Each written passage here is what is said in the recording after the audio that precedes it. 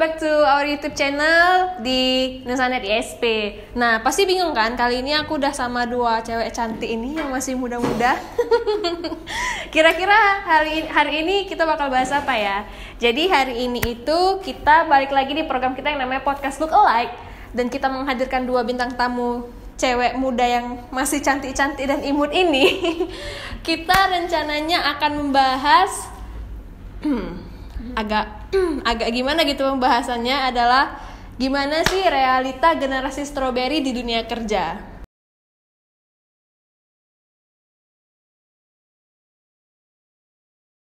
Oke, jadi generasi strawberry. Jadi sebelumnya perkenalan diri dulu lah biar afdol. Kalau ini namanya dari yang sebelah sini namanya siapa? Ya, halo, kenalin nama aku Dita.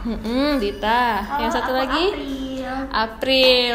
Oke, jadi sebelumnya ya biar kita menuju untuk ke topiknya ini ya. Dita boleh tahu nggak tahun kelahirannya kira-kira tahun berapa? Dita? 98. Kalau April? 97. Jadi kalian berdua ini sebelumnya udah pernah dengar belum generasi strawberry itu apa? Belum sih, justru baru denger nih sekarang. Iya. Sama ini juga. Baru ini juga generasi strawberry. Jadi sebenarnya kan yang dimaksud dengan generasi strawberry itu adalah generasi yang tahun kelahirannya 97 ke atas lah ya. Jadi 97, 98, 99, 2000 dan seterusnya. Jadi kenapa dibilang strawberry? Ada yang bisa nebak nggak kenapa? Kenapa harus strawberry gitu? Karena asem kali ya. Jadi merasa generasinya ini asem. Karena masih imut-imut kali ya. Masih imut kali ya. Salah semuanya. Jadi kenapa dibilang strawberry? Ini teorinya berasal dari Taiwan ya, Kalau nggak salah Taiwan ya apa ya? Few moments later. Iya, berasal dari aku juga harus ngeliat teks dari Taiwan. Jadi kenapa dibilang strawberry adalah karena gini, dari luar terlihat cantik gitu kan, bagus, kokoh. Padahal pas dipegang, diinjek gampang hancurnya. Kalian setuju nggak dengan statement itu? Yang hancur apa aja nih? Jadi banyak yang bilang generasi strawberry itu gini, pandai merias laman sosmednya jadi estetik dan rapi, tapi dalamnya mentalnya rapuh. Setuju nggak dengan statementnya? Coba dari April dulu. Mungkin kebanyakan sekarang kayak gitu sih. Maksudnya kan sekarang kebanyakan kalau kita lihat di sosial media itu ya penampilan luarnya aja yang bagus-bagus gitu kan. Setelah kita tahu orangnya gimana atau ketemu langsung gitu ya, kadang nggak sesuai juga gitu. Oke, itu pendapat April. Kalau Dita ada yang ditanggapi, kenapa setuju nggak statementnya sih gitu? Setuju sih sebenarnya. Setuju. Kayaknya makin kesini memang emang generasi saat ini ya itu memang rata-rata kayak gitu sih. Nampaknya tuh di luar tuh kayak bagus gitu, padahal sebenarnya banyak masalah. Mungkin umur sekarang 20-an ya. 25 tuh bisa dibilang ya istilahnya sekarang quarter life crisis ya, lagi musim kan gitu. Bisa dilihat mungkin kan kayak kalau misalnya generasi strawberry ini memang katanya kan ya, memang pemikirannya pemikirannya lebih ke kreatif, banyak idenya, banyak taunya gitu kan. Jadi kalau misalnya dari ide-idenya memang sangat kreatif generasi strawberry ini. Cuman yang bisa membuat ini jadi fenomena adalah karena ya itu tadi gitu, banyak yang ternyata rapuh banget gitu, gampang kayak tiba-tiba down, atau ya kalau misalnya bahasa sekarang anxiety attacks ya gitu kan, tiba-tiba datang anxiety. Nah, kalian pernah dengar nggak sih yang kemarin beberapa waktu lalu lagi hits banget nih di sosial media? Jadi ada seorang remaja lah ya, dia lagi kuliah. Kira-kira dia kuliah semester 2. Jadi dia nge-tweet kalau katanya ibaratnya di umur dia yang sedang berada di 21 tahun, dia lagi kuliah, dia mau minta cuti nih sama orang tuanya. Tapi orang tuanya itu dia takutnya nggak ngasih. Orang tuanya nggak peduli tentang mental health dia, dan dia berpendapat kalau sistem perkuliahan itu sangat tidak baik untuk kesehatan mental dia gitulah. Jadi dia nggak ada waktu healing dan segala macamnya karena mengerjakan tugas. Kalau untuk di April dan di Dita sendiri pada saat kuliah ini, kalian menganggap sistem perkuliahan itu memang nggak bagus ya untuk mental health gitu?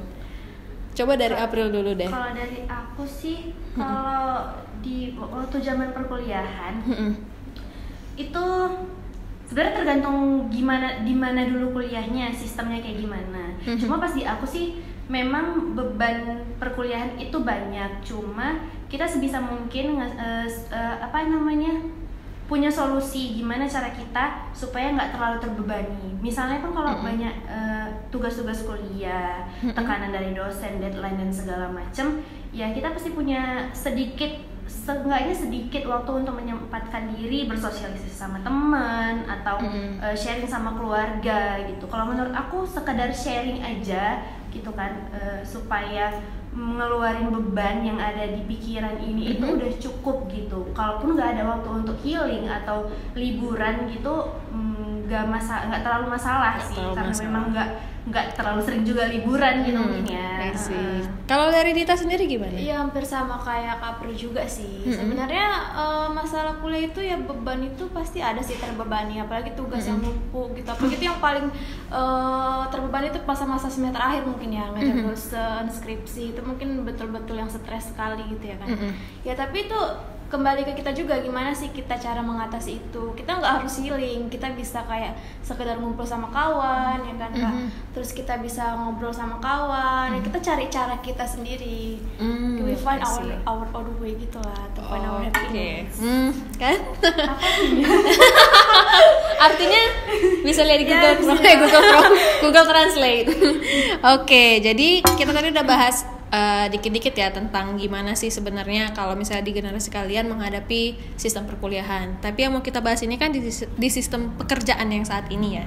Jadi kuliah berat, kerja lebih berat lagi. Itu jelas ya. Jadi itulah karena melihat dari fenomena yang generasi strawberry ini sampai artikel sendiri ya tentang generasi strawberry ini masuk di Kemendikbud. Karena saking lagi fenomenanya sekali generasi strawberry ini gitu kan. Nah jadi ya tadi kan ada salah satu contoh ya dari banyak kasus si generasi strawberry ini mengeluh tentang perkuliahannya yang berat dan merusak mental health. Kalau menurut kalian sendiri di kerjaan itu bagaimana sih di generasi kalian ya, di umur kalian ini ya, pribadi kalian lah menghadapi sistem pekerjaan yang ya kita tahu ya sistem pekerjaan itu beratnya luar biasa gitu kan. Apalagi kalau misalnya kita baru masuk, cara adjustment ke tempat baru itu kan memang ya harus banyak sabar-sabar gitu kan ya. Nah kalau misalnya kalian gimana? Mungkin Dita dulu, boleh gimana? Ngadepin pekerjaan ya mungkin hampir sama kayak kuliah juga sih ya kan, hampir mirip juga sebenarnya. Tetap bawa enjoy aja sih, maksudnya kayak semuanya itu pasti ada cobaannya gitu ya, masa-masa cobaannya pasti ada sulitnya, nggak pernah sih kita lurus aja gitu. Jadi kita selalu yakin kalau kita bisa. Ini cuman kayak ibaratnya kalau kata quotes itu it's not a bad life, only a bad thing. Oke. Jadi pasti bisa, we will pass it gitu. Nah, kalau misalnya menurut Apir gimana? Kalau dari aku sih memang lebih berat kuliah, lebih berat lagi kerja. Apalagi aku baru kerja juga kan, jadi baru terbuka mata lihat dunia pekerjaan itu. Oh ternyata nggak kayak di FTV gitu, Gak bisa cinlok ya kan. Terus beban kerja yang tiap hari juga makin besar gitu kan. Sebenarnya pandai-pandai ke diri sendiri sih, gimana cara ngatasinnya, gimana kita ngepost pekerjaan apa aja yang harus kita lakuin lebih dulu gitu. Kalau misalnya ada deadline ya yang deadline dulu dikerjain gitu sih. Jadi sebenarnya aku mau nanya, kalau misalnya menurut kalian nih pekerjaan ya kan pasti menyebabkan, kalau misalnya kata anak sekarang, mood swing, anxiety attacks, insecure apa segala macam.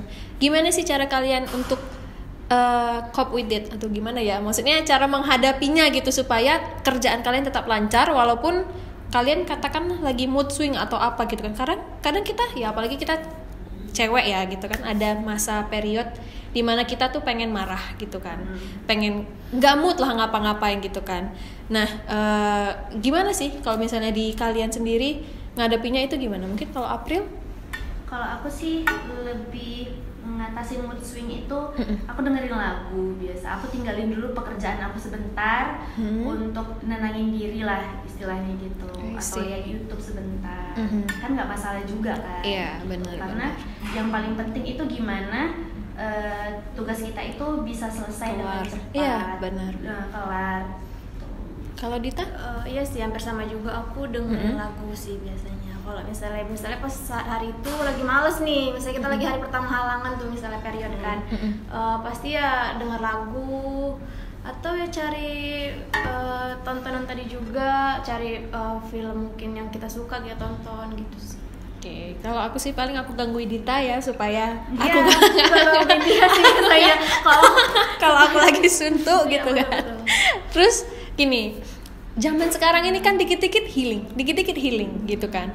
Even dia nggak kerja aja, dia di rumah aja dia butuh healing gitu kan. Apalagi kita yang kerja. Nah kalau misalnya menurut kalian, healing itu penting nggak sih? Saat kalian bekerja, healing itu hal yang harus nih. Aku harus healing minimal seminggu sekali, minimal 2 minggu sekali, atau minimal berapa bulan sekali. Gimana kalau Dita dulu? Sebenarnya seharusnya sih iya sih perlu. Karena kan kita juga harus ibaratnya nge-refresh pikiran kita lagi ya supaya bisa segar gitu, bisa berpikir dengan jernih dan segalanya. Tapi healing itu memang gak harus kayak biaya mahal atau kita liburan ke luar negeri sih. Kita juga masing-masing pasti punya cara sendiri untuk healing. Kayak tadi Kak April bilang juga bisa dengar musik atau kita bisa jalan sama teman-teman gitu kan. Atau kita bisa sekedar ke mall aja sih, cuci mata atau gimana gitu kan. Cuci mata basah namanya. Jadi ya nggak harus jalan-jalan, kita pasti punya cara healing masing-masing gitu untuk jernihkan pikiran. Kalau di April, healing penting nggak sih? Kalau aku sih menganggap mengartikan healing itu nggak melulu tentang liburan atau jalan-jalan gitu. Karena healing kan artinya kan menyembuhkan. Iya, benar. Bagaimana kita menyembuhkan diri kita dari beban-beban yang ada, rehat sejenak gitu istilahnya. Nah kalau di aku sih kayak kalau lagi mood swing gitu kan, sekedar pengen makan makanan favorit aja menurut aku itu udah healing gitu. Makan es krim atau godaan terbesar kayak Dita tadi bilang jalan-jalan ke mall gitu udah menurut aku udah healing. Atau check out Shopee yang dari dulu benar keranjang juga bisa healing sih ya. Hati-hati, ini cobaan terbesar bagi para pekerja. Berkedok self reward. Oke. Reward juga ya. Tergantung budget. Oke. Jadi ini udah mau di akhir-akhir sih. Aku mau nanya untuk pertanyaan yang hampir menuju ending kita. Kalau misalnya menurut Dita dan April, setuju nggak sih? Maksudnya generasi strawberry adalah generasi yang memang luarnya cantik, bagus, tapi gampang gitu dihancurin, rapuh. Setuju nggak sih? Mungkin dari Dita? Setuju sih, cukup setuju.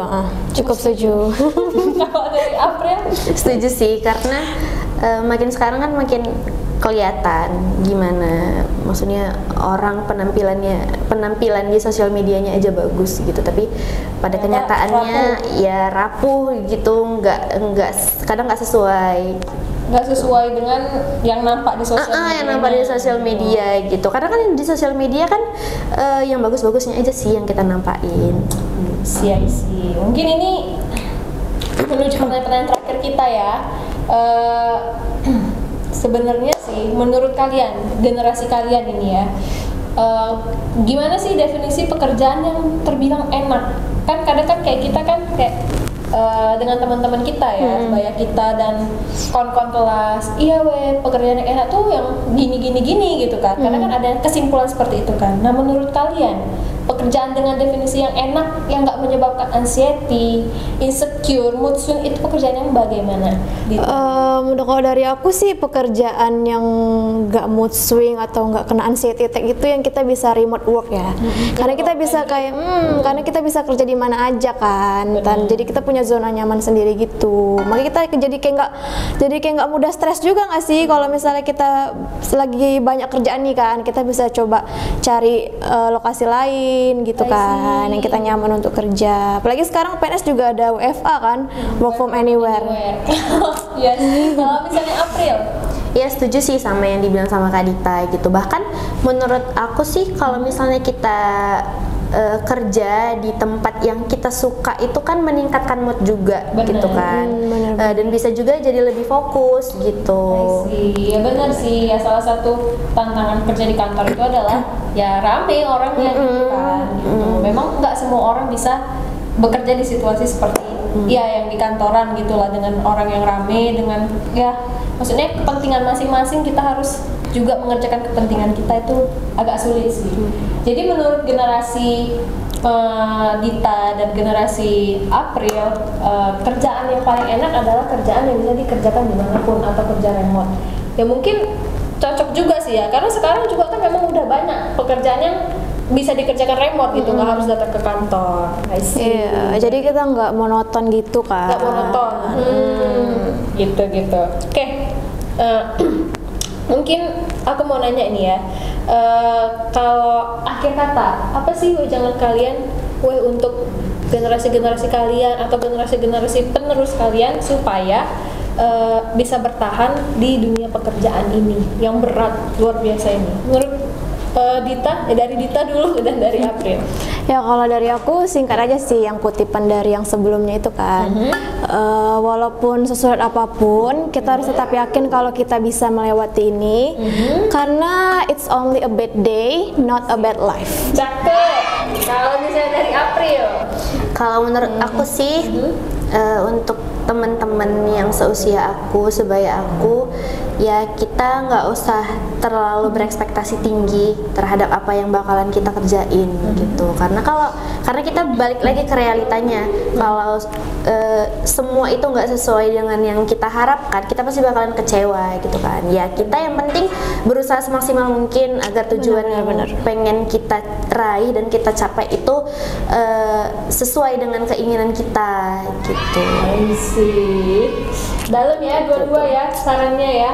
Jadi mungkin ini bisa jadi insight ya bagi viewers di rumah yang sebelumnya belum pernah dengar tentang apa sih itu generasi strawberry, dan mungkin bisa jadi insight juga buat orang-orang di luar sana yang menganggap remeh generasi strawberry ini, ternyata mereka nggak serapuh itu kok. Ya bisa dilihat dari contohnya Dita dan April. Bisa juga kok kerja dengan benar dan nggak anxiety yang sampai gimana kan ya, maksudnya masih bisa diatasi. Amin ya, amin. Oke, mungkin sekian dulu dari kita ya. Kalau misalnya dari aku lupa sih satu hal, jangan lupa untuk like, komen, dan subscribe ya bagi yang belum, karena subscribe itu gratis. Oke, mungkin sekian dulu ya dari kita. Makasih ya udah mau mampir. Iya, makasih Kak Sela. Oke, bye bye.